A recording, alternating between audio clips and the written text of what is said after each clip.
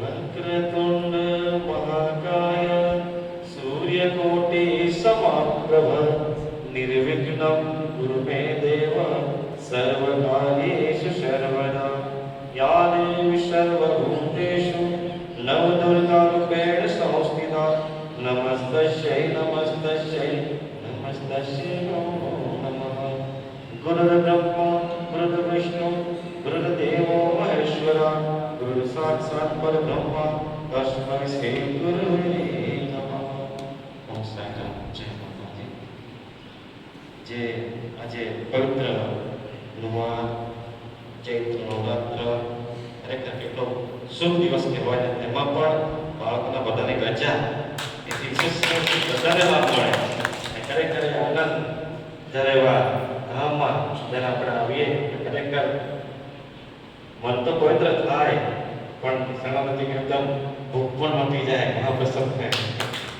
ખરેખર બહુ જ આનંદ થાય ને ક્યારેક જવાના એટલે તો ખરેખર એથી વિશેષ કહેવાય કે જ્યાં ભગવાનનો બોલાવો આવતો હોય ને ત્યાં જવાનું થાય તો ત્યાં ભગવાન બોલાવે ત્યારે જ જવાય છે.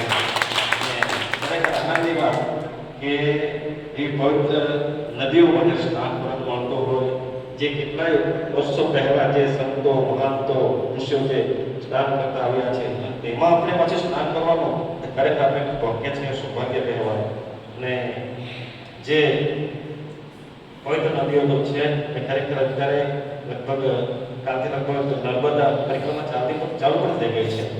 એ પણ બહુ જ ખરેખર ભાગ્યશાળી મળે છે કે જે અમરકંટકમાંથી જે નીકળે છે અને સમુદ્રમાં મળે છે.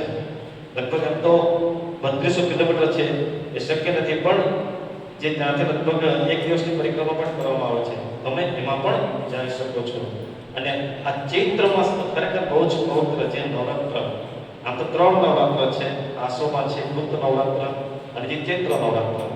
અને આમાં જે કહેવાય છે કે જે ઉપવાસ જે ભાગ્યશાળી કરે છે, કારણ કે મોટો દિવસ હોય છે અને એમાં પણ ઉપવાસ કરીને જે કહેવાય ને પ્રભુનું કાર્ય કરવાનું, માતાનું કાર્ય કરવાનો ખરેખર બહુ જ આનંદ છે. અને એમાં એક વિશેષ એ બધાએ સાંભળ્યું છે કે જે લીમડો ઘડવો તો છે પણ કેટલો ઔષધિ માટે છે, તો એ સમય એનો રસ તમે ચૈત્ર માસમાં ખરેખર પીઓ.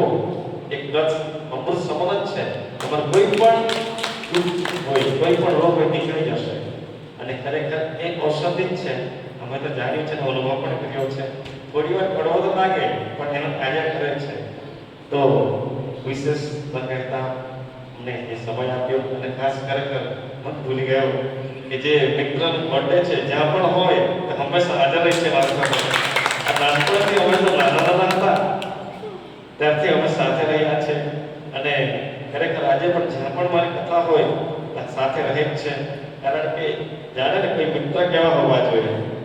કોઈ પણ સમય ગમે ત્યાં હોય દૂર હોય તો કંઈક ફોન કરે એટલે પરિવાર સાથે આવી જ જાય છે.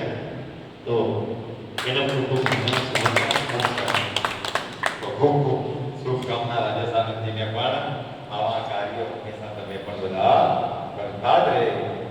તો વિશેષમાં આવતા ગુરુવારે આપણે બધા એક નવું આયોજન તરફ પણ જઈ રહેલા છે કે ચાનો પ્રસાદ સદાને માટે અહીંયા ચાલુ રાખેલો છે.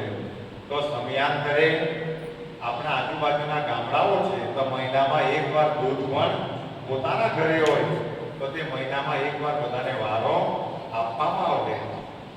એમ તો 10મો હિસ્સો ભગવાન માટે કાઢવું પડે, પણ મહિનાનું દૂધ આપણું એક દિવસનું પણ આપણે સારા કાર્યોમાં વાપરી શકું. તો એની સિસ્ટમો જ્યારે અખત્યાર થાય તો ત્યારે રામનવમીના દિવસે આપણે બધાને જાહેર કરી દેવું કામ.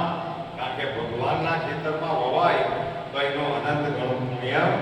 જેમ જલા બાપાની લાકડી આપણે બધા ભક્તો જોવા માટે ગયેલા કે ખાલી ને ખાલી જલા બાપાને દૂધવાળી ચાય કે ઠક્કર પાતો હતો, એકવાર નહીં મળી અને ખાલી જલા બાપાને કાળી ચાય પીવી પડી અને જલા બાપાએ ખાલી એટલું પૂછ્યું કે કેમ ઠક્કર આજે ખાલી ચાય?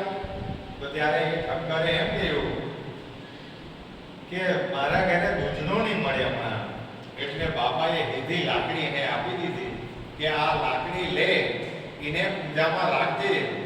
જ્યાં સુધી સૂરજ ને ચંદ્ર છે ત્યાં સુધી તારા ઘરે કોઈ પણ દાડે દૂધની કમી નહીં. કારણ કે એક સંતને સમર્થને એમણે દૂધવાળી ચાય પાઈ હતી. તો એ ધ્યાને રાખીને આવતી રામનવમી પછી આપણે બધાને જઈ દેવું. એટલે મહિનામાં એકવાર તારીખ હિસાબે એ લોકો પણ અહીંયા દૂધ મૂકતા જાય. ભવિષ્યની અંદર મોટા ફ્રીઝરો પણ અહીંયા લાવવું પડે કે જેને લીધે આપણે એમાં દૂધ, દહીં, બધી અંદર શાકભાજી વગેરેની વ્યવસ્થાઓ રાખી શકીએ. તો આવા સત્કાર્યો આપણે હંમેશા કરતા રહીએ.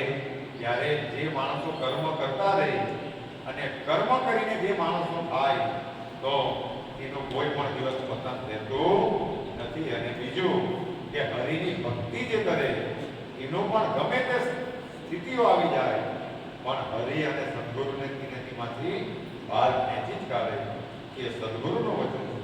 તો બધા જ ભક્તોને ખૂબ ખૂબ શુભકામના. બધાને ઓમ સાંઈ રામ. શિસ્તબદ્ધ રીતે ઓકે ઓકે ઓકે ઓકે.